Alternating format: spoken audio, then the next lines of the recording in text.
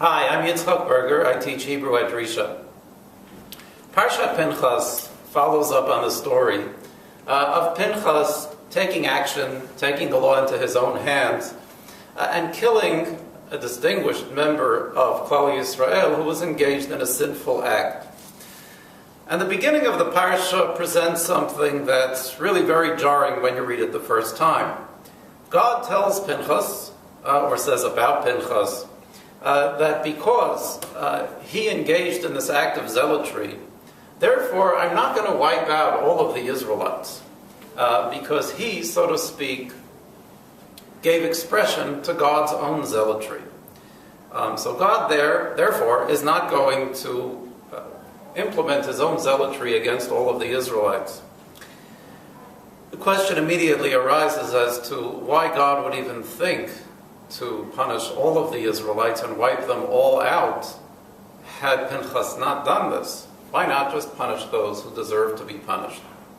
I'd like to make just a very brief observation about this. And that is that God's zealotry here is not zealotry per se. It's not a zealotry like you or I or anyone else would have. What it is a recognition that if there is nobody in the community, nobody in the people, or among the people, who can police the group, if there is nobody who can make sure that sinning individuals don't end up setting the standard, then such a group has no merit to survive. For a group to survive, it must have people who can implement even some very unpleasant punishments on rare occasions. And that is what Pinchas did. This was a situation where the group had to be saved because somebody had to step up and show that we can police ourselves even in situations and even by means that might be very troubling. And so in this kind of rare instance, the zealotry of Pinchas was something upon which God looked favorably. Indeed, it is a rare kind of thing that it's necessary to take this kind of action against a member of the society. But one finds that indeed it's occasionally necessary to do that, not just in this story, but in places where we might not have anticipated this idea to appear in the Tanakh.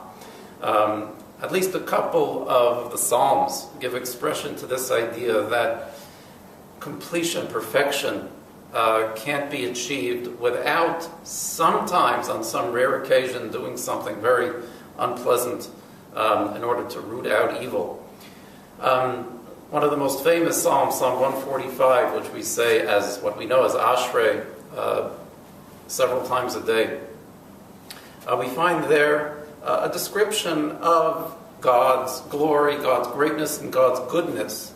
And everything seems very positive and favorable until you get to the very end where there's this one brief line that says that after God is so good to everyone who calls out to him and provides for everyone, that kol harishaim yashmit, before you get to the end, there has to be that one small effort to root out those who are evil.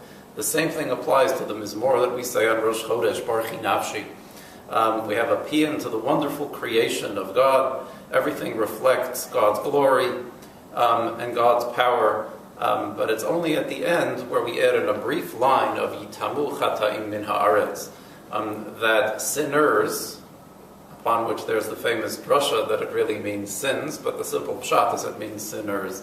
Sometimes sinners have to be rooted out in order to make sure that we can get to that stage where everyone together says, Barchi nafshi et Hashem, that my soul should bless the Lord, much as it says at the end of Psalm 145, once the wicked are destroyed, Ba'anachnu nevarechka, that everyone together blesses and praises the Lord, Me'atav Yad Olam, from now until eternity. Shabbat Shalom.